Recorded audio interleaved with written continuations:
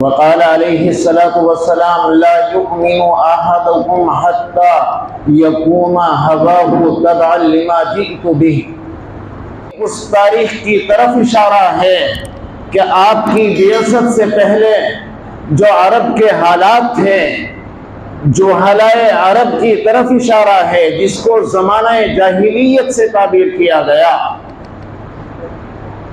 کہ اس سے پہلے یعنی آقا مدنی صلی اللہ علیہ وسلم کے تشریف لانے سے پہلے، آپ کے مبعوث کیے جانے سے پہلے اس زمانے کی طرف غور کرو کہ تم کھلی گمراہی کے اندر مبتلا تھے. تمہارا انسانیت کے اندر کوئی شمار نہیں تھا، تمہارے سے کوئی بات کرنا پسند نہیں کرتا تھا. اور کیوں نہیں کرتا تھا؟ اس لیے کہ انسانیت کو شرمسار کر دینے والی اور شیطانیت کو شرمسار کر دینے والے وہ تمام عیوب اور تمام جہالتیں تمہارے اندر موجود تھی. تمہیں دنیا نے نالیوں میں رینگنے والے کیڑوں اور مکوڑوں سے تعبیر کیا تھا. تم خون چاٹ لیا کرتے تھے، لڑکیوں کو زندہ درگور کر دیا کرتے تھے، تم بات بات کے اوپر قتل و غارت گری کر دیا کرتے تھے، تمہارے جھگڑے اور ٹانٹے ختم نہیں ہوتے تھے، اور تمہاری انسانیت اس درجہ تک انسانیت کی حدود کو تم نے پار کر دیا تھا کہ ہر مرنے والا اپنے بعد والوں کو نصیحت کر کے جاتا تھا کہ جب تک فلاں قبیلے سے بدلہ نہ لے لیا جائے تب تک چین سے نہ بیٹھنا. رواداری کا نام و نشان موجود نہیں تھا. غرض کے تمام نسل انسانی جو تھی تختہ عرب کے اوپر ہراساں اور سرگرداں تھی. کوئی محفوظ نہیں تھا، کسی کی عزتیں محفوظ نہیں تھی. عصبیت کے جھگڑے تمہارے اندر تھے، اونچ نیچ کے جھگڑے تمہارے اندر تھے. ہر مالدار غریب کو کھانے کی فکر کے اندر لگا ہوا تھا. یہ حالت ہو چکی تھی. عورتوں کا انسانیت کے اندر شمار ہی نہیں تھا. آقا مدنی صلی اللہ علیہ وسلم تشریف لائے، اللہ تبارک و تعالیٰ کی آیتوں کو پڑھ کر سنایا، علم و حکمت کی باتیں سمجھائی اور بتائی. 13 سال لگے ہیں علم نبوت سے روشناس کرانے میں، اور ان 13 سالوں کے اندر جو بساط پلٹی ہے وہ پاک نفوس کہلائے. اس زمانے کو جس زمانے کو زمانہ جاہلیت سے تعبیر کیا گیا وہ زمانہ دیکھتے ہی دیکھتے خیر القرون کہلایا. وہ لوگ جن کو نالیوں میں کیڑے والے نالیوں میں سرداری ان کے قدموں میں آ گری، قوم کی سرداری ان کے قدموں میں آ گری. قیصر و کسریٰ کے تاج ان کی ٹھوکروں کے اندر پڑے ہوئے تھے.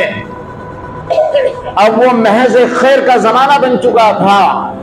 آپ کی تعلیمات سے روشناس ہونے والے صدیق اکبر رضی اللہ تعالیٰ عنہ بن چکے تھے. سیدنا عمر فاروق اعظم رضی اللہ تعالیٰ عنہ بن چکے تھے. سیدنا حضرت علی کرم اللہ وجہہ بن چکے تھے. عثمان غنی رضی اللہ تعالیٰ عنہ بن چکے تھے. اور آپ کی تعلیم سے عام انسان، آپ کی صحبت یافتہ شاگرد، وہی جہالائے عرب میں سے جنہوں نے تعلیمات نبی کو اپنایا، اب ان کے سامنے رضی اللہ عنہم ورضوا عنہ قیامت تک کے لیے لگایا جانے لگا. اب ان کا نام آتے ہی دل جھک جاتے ہیں. ان کی قدریں لوگوں کو سمجھا رہے تھے، اور لوگوں کا یہ حال تھا کہ اس تعلیمات کے اوپر عمل کرنے والے ان حضرات کی زندگیوں کو دیکھ کر لوگ جوخ در جوخ اسلام کے اندر داخل ہو رہے تھے. یہ تھے نبوی تعلیمات کے اثرات اور آقا مدنی صلی اللہ علیہ وسلم کی وہ تعلیمات جو علم و حکمت کی باتیں، اللہ تبارک و تعالیٰ کی آیتیں جو سمجھائی اور ان کے اوپر عمل کر کے دکھایا. اس تعلیمات کا اثر یہ تھا کہ صرف 13 سال کے اندر ساری بساط بدل چکی تھی.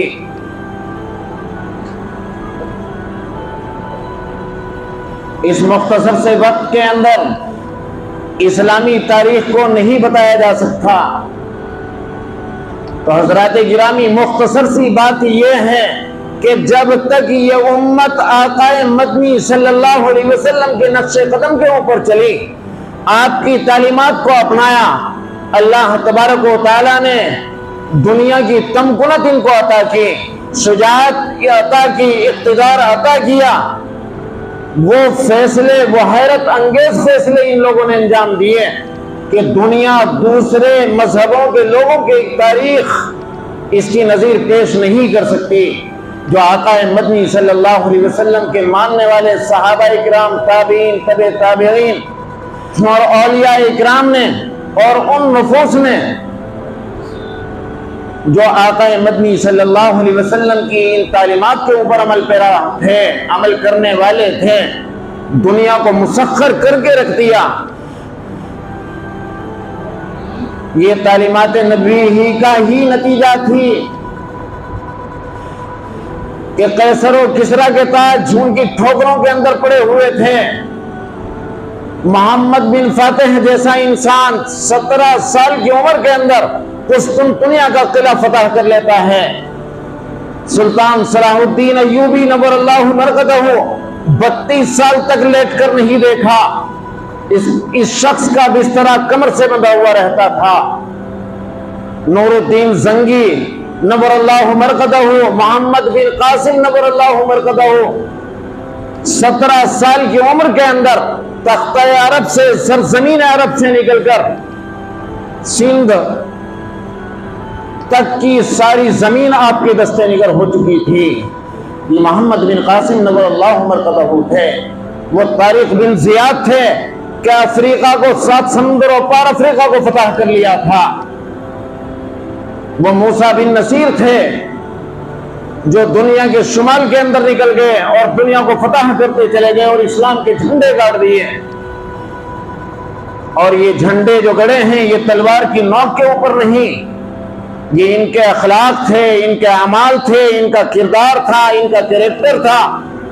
صحابہ اکرام کی یہ حالت تھی، تبع تابعین کی یہ حالت تھی، آپ کے متبعین کی یہ حالت تھی کہ جن علاقوں کے اندر نکل گئے ان علاقوں کے اندر دنیا کی بہو بیٹیوں کی عصمتیں محفوظ ہوئی، ان کی کھیتی باڑیاں محفوظ ہو گئی۔ اس سرزمین کے اوپر سے ظلم اور تشدد اور ظلم کرنے والوں کا صفایا کر دیا۔ یا وہ حلقہ بگوش اسلام ہوئے یا انہوں نے اپنے ظلم سے انہوں نے تائب ہو کر انہوں نے ہتھیار ڈال دیے اسلامی مملکت کے سامنے، اسلامی اقتدار کے سامنے۔ اللہ تبارک و تعالیٰ کا وعدہ مومنین سے قیامت تک کے لیے ہے۔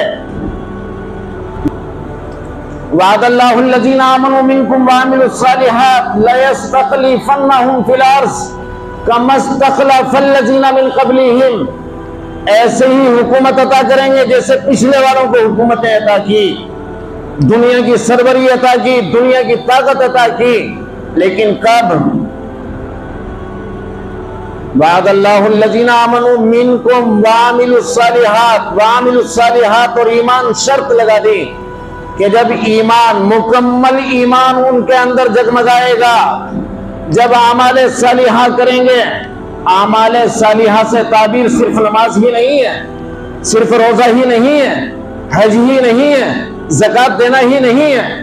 اعمال صالحہ سے وہ ساری چیزیں مراد ہیں کہ جو نماز سے باہر کی زندگی ہے، جو روزے سے باہر کی زندگی ہے، اس کا جاگنا، اس کا سونا، اس کا تجارتیں کرنا، اس کا پوشاکیں پہننا، اس کا بیاہ شادی کرنا، اس کا عقیقہ اور ولیمہ کرنا، اس کی تجارتیں کرنا، اس کی بازار کی زندگی، اس کی معاشرتی داخلی زندگی، گھریلو زندگی، اس کی اپنی ازواج، اپنی بیویوں کے ساتھ رہن سہن، اس کا اپنی اولادوں کی تربیت کرنا، اپنے والدین کے سامنے پیش آنا، یہ عین اسلامی طرز حیات، اسلامی طریقے کے اوپر اس کی طرز حیات آ جائے اور صرف اللہ کی رضا کے لیے آ جائے اور اس کا داعیہ اندر سے یہ ہو इन्नमा नुतइमुकुम लिवजहिल्लाह ला नुरीदु मिनकुम जज़ाअन वला शुकूरा। ये लोगों के साथ भलाइयां कर रहा हो, ये लोगों की मुआवनत कर रहा हो, लोगों के काम आ रहा हो, लोगों के काम बना रहा हो, और दिल के अंदर दाइया ये हो और जुबान से भी इसका इकरार करें, इन्नमा नुतइमुकुम लिवजहिल्लाह, हम जो कुछ कर रहे हैं, अगर तुम्हें खिला रहे हैं, अगर तुम्हारी मदद कर रहे हैं, अगर तुम्हारे साथ खैर खाही कर रहे हैं, अगर बीवी के साथ हुस्न सुलूक कर रहे हैं, अगर बच्चों की इस्लामी तरबियत कर रहे हैं, अगर ब्याह शादी बच्चों की कर रहे हैं, अगर हम तिजारतें कर रहे हैं, अगर अपने ग्राहकों के साथ हम हुस्न सुलूक से पेश आ रहे हैं, उनके साथ खैर खाही कर रहे हैं, कोई एहसान नहीं कर रहे हैं।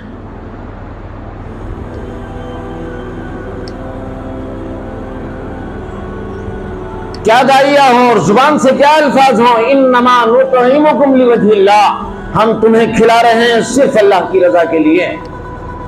एक शख्स जो घर के अंदर कमाने वाला हो, वो किसी के ऊपर कोई एहसान ना रखे, मैं तुम्हें खिला रहा हूं पिला रहा हूं, और इसको बोझ ना समझे, बल्कि अल्लाह तबारक व तआला की नेमत उज़्मा समझे कि अल्लाह तबारक व तआला ने तुम्हें इस लायक बनाया कि तुम्हें सबके ताम का तमा और उनके खर्चों का, उनके खिलाने और पिलाने का अल्लाह तबारक व तआला ने तुम्हें मुस्तहिक बनाया, इस्तेहकाक अता किया, तुम्हें ये नेमत अता की कि तुम्हें उनका जिम्मेदार बना दिया। देंगे अल्लाह तबारक व तआला, लेकिन तुम्हें उसके लिए मुंतखब किया कि तुम्हारे हाथों से दिलवा रहे हैं, तुम्हारे हाथों से खिलवा रहे हैं, तुम्हारे हाथों से पहनवा रहे हैं।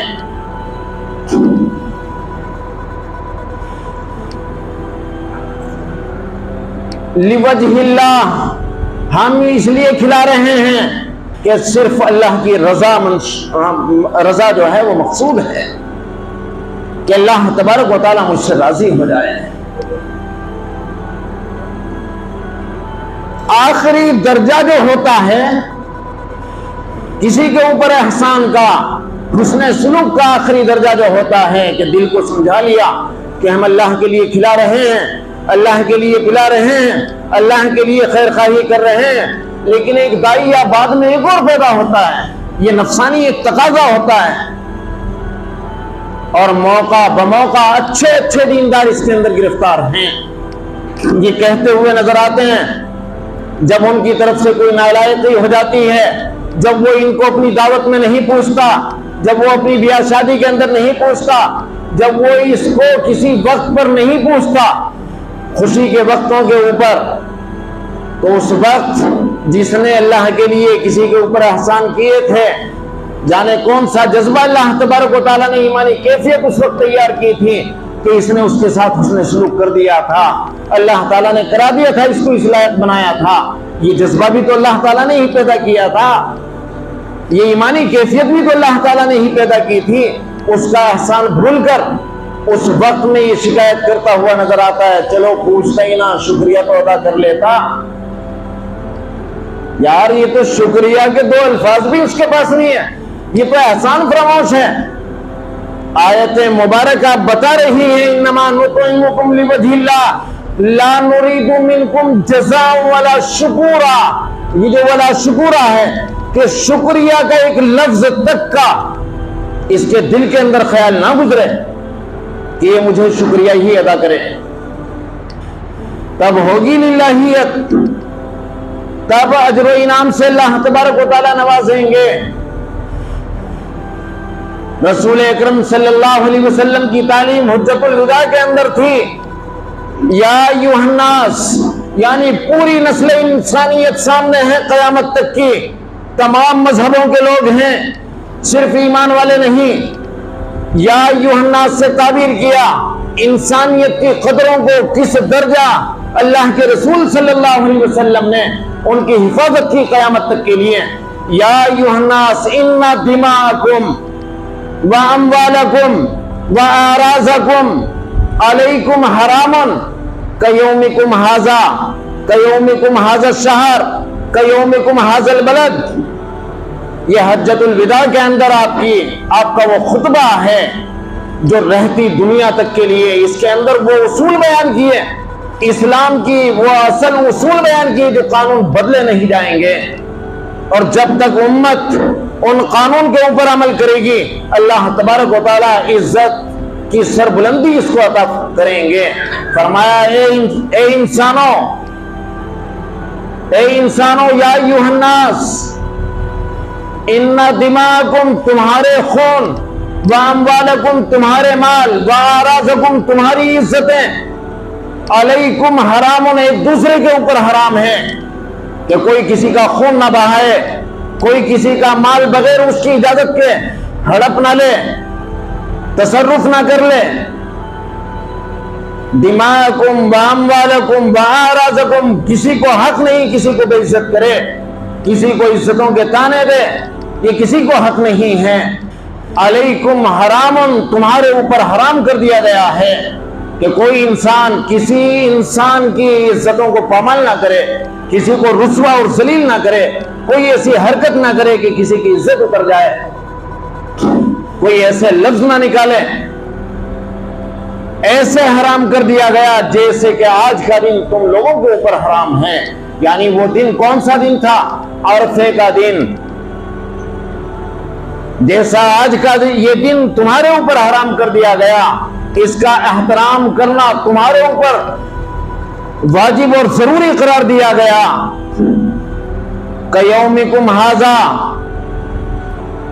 ویومکم ھذا الشہر، اور جیسے کہ یہ مہینہ جو حج کا مہینہ ہے، اس کے اندر اس کا احترام جس طرح سے کرنا تمہارے اوپر واجب اور ضروری قرار دے دیا گیا۔ کیومکم ھذا البلد، جیسا کہ اس شہر کے اندر کوئی کسی کا خون نہیں بہا سکتا، یہ حرام کر دیا گیا، نہ کسی جانور کا نہ کسی ظالم و جابر تک کا خون نہیں بہائے گا جب تک وہ حدود حرم کے اندر ہے۔ جس طرح سے یہ تمہارے اوپر حرام کر دیا گیا، قیامت تک کے لیے تمہارے مال، تمہارا خون اور تمہاری عزتیں ایک دوسرے کے اوپر حرام کر دی گئی۔ یہ تھی اسلام کی تعلیمات۔ ان تعلیمات کو آج امت مسلمہ بھلا چکی، جس کی وجہ سے آج ذلیل اور خوار ہو رہے ہیں، رسوا ہو رہے ہیں۔ آج ہم سب سے بڑے مجرم اسلام کے ہیں کہ ہم مسلمان تو ہیں۔